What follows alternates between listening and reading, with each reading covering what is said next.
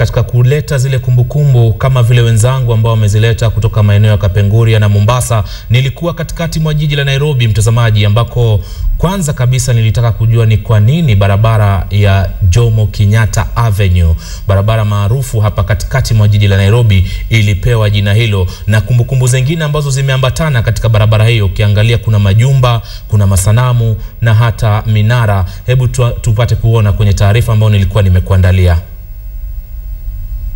Na mtazamaji wa KTN leo, basi leo tunaangazia barabara kuu ya Kenyatta, historia yake na ilikuwaje mpaka ikaitwa barabara kuu ya Kenyatta, mabadiliko yalifanyika lini, na kuna majengo ambayo ni muhimu sana yamesalia katika gazeti rasmi la serikali siku hii ya leo. Na moja kwa moja basi, ili kupata mengi zaidi, naungana na Mkenya mwenzangu ambaye ana umri, ni kijana nitasema, na tunafurahi kwamba vijana kama hawa ndio wanaojaribu kusoma historia ya Kenya ili wapate kutuarifu. Labda kwa majina unaitwa nani? Naitwa Linda Baraza. Aha.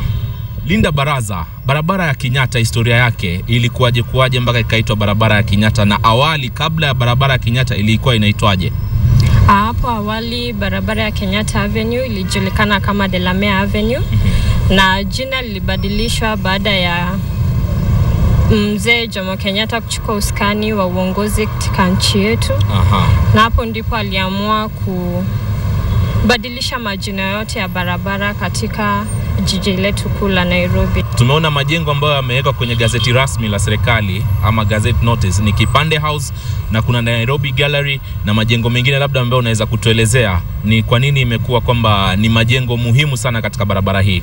Nairobi Gallery ilikuwa inatumika kama ofisi ya commissioner mkuu, na ilikuwa inatoza watu birth certificates, marriage certificates na death certificates.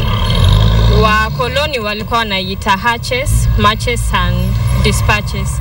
Jengo la Kipande House labda ilikuwaje mpaka ikaitwa hilo jina Kipande? Hapo ndo wa Kenya walikuwa wanatozwa their IDs, vitambulisho, na zilikuwa zinaandikwa majina zao and their work, wanafanya nini hapa, kwa sababu hawakuwa wanaruhusiwa kuja CBD. Kuna masanamu nimeaona hapa, labda sijui kama unaweza tutajia majina na ni kwa nini yako hapo? The Carrier Corps, hao wana symbolize wa Afrika ambao walikuwa wanasaidia wakoloni kubeba mizigo yao.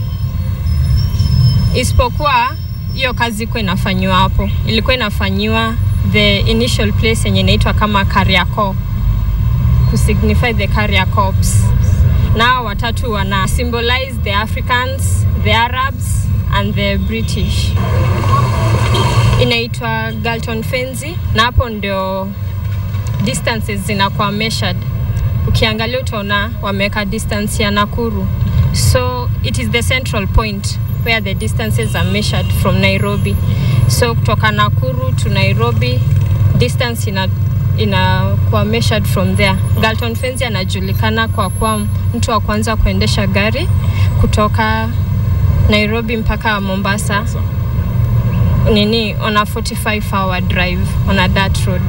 Na mtazamaji, basi hiyo ndio kumbukumbu ambayo tulionayo kutokamana na barabara hii kuu ya Kenyatta, ambayo hapo awali ilikuwa ikiitwa barabara ya Lord Delamere, na baada hayati mzee Jomo Kenyatta kuchukua hatamu, basi si barabara hii peke yake bali ni barabara nyingi tu nchini Kenya na hususan hapa jijini Nairobi ziliweza kubadilishwa na kupewa majina ya Kiafrika. Ni barabara ambayo imejaa na kumbukumbu tele, ikiwemo majengo ambayo yameweka katika gazeti rasmi la serikali kumaanisha kwamba yanakuwa yakiangaliwa na serikali. Kutoka kwangu sina la ziada. Mimi ni Ali Manzu nikiripotia KTN leo.